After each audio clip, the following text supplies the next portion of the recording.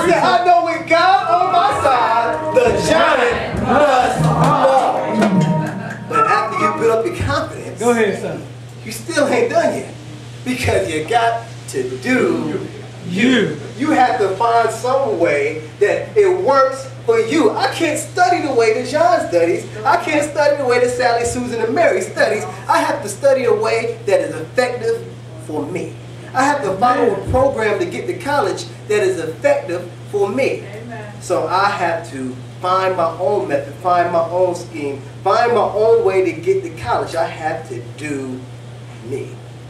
And then right after I do that, the next thing I must do, the next thing I have to do is to put my faith to work. Now, the reason putting your faith to work is so important because look, if you believe that you can do it, but you don't take any steps, then do you really have faith? Nope. Having all the money in the bank will not do you any good if you don't spend it. That's good. If I give you a $50,000 check right now and you don't cash it, it does you no good. I want you to think of your faith as a check. And God is like a big time, 35 times more rich than Bill Gates. God is giving you a check and you need to put it to work by cashing it. You have to put your faith to work. So that means you have to apply to college. You have to take the SAT. You have to do all the things because if you don't put your faith to work, you will never achieve. So one time for review. I need y'all to be reviewing. First step is to do what? Define. Say it stronger. First step is to do what? Define your giant. After you define your giant, the next thing you need to do is what? Now after you define your giant, you built your confidence, the next thing you need to do is, the next thing you need to do is, the third thing you need to do is to do you.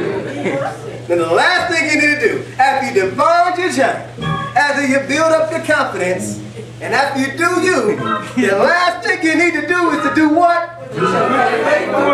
I think you got it. I think you got it. Now, I know a lot of people out there have multiple giants.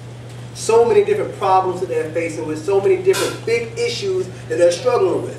We're in a major recession. Bad economy. People graduate from college, can't find jobs. We're in a recession. Teachers can't even find jobs. Doctors can't even find jobs. And there's always sick people. We're in a hard time. That means we as Christians in America are facing a huge crisis.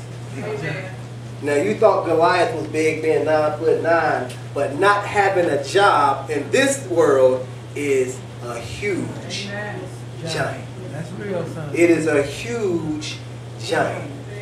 You can't eat sometimes. You can't pay for gas. You can't take your kids anywhere. You can't do so many things. You are facing a big giant. And just like Goliath, so many people are afraid. They're worried. They can't do anything because they're scared of the giant. But you know, look what happened in 1 Samuel chapter 17. All the soldiers there were scared. All the soldiers were afraid. But they didn't understand like David did. They didn't realize like David did that with God on your side, the giant must fall. And in America, we have to realize right now that we have to be like David and realize that the recession that we're in, the problems that we're faced with, no matter what, because we have God on our side, the giant must fall. Now I want y'all to understand what that word must means. M-U-S-T. Your giant must fall. I didn't say that your giant may fall. I didn't say that your giant can fall. I didn't say that your giant will fall. Your giant must fall. That means that it has to happen. If God is on your side, I don't care who is against you, no matter what is against you, the giant must fall. So in America, once we define this major problem we have to also build our confidence. We have been through so many different things. We have been through wars. We have been through slavery. We have been through the Great Depression. And because of these things, we know that God has delivered us from this, and He will deliver us from this again. We know that God will help us. And we know that we have to find original ways, new things, so we can defeat this giant. And what we all need to do right now is to put our faith to work, because God is on our side. Yes, He is. And because God is on our side, I'm telling everybody that the giant must fall. Good preaching, sir. Amen.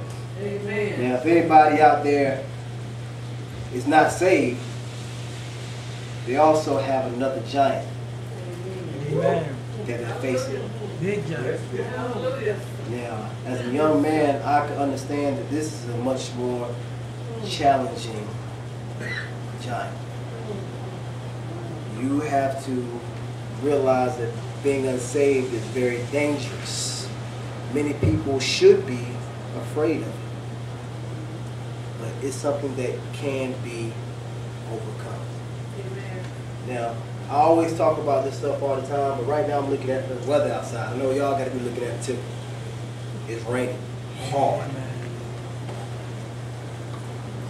And we're driving outside, going home. Your car slips off the road.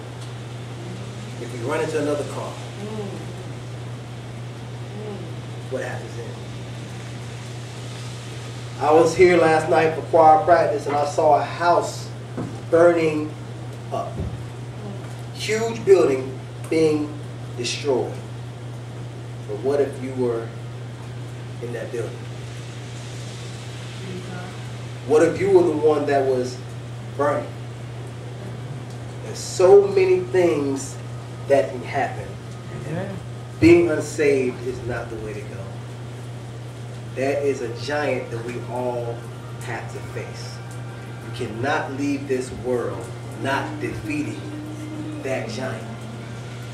If you are not saved, it is time right now for you to understand that you need to defeat that giant. Now, I don't know if anyone here is not saved, but if you are not saved, it is time right now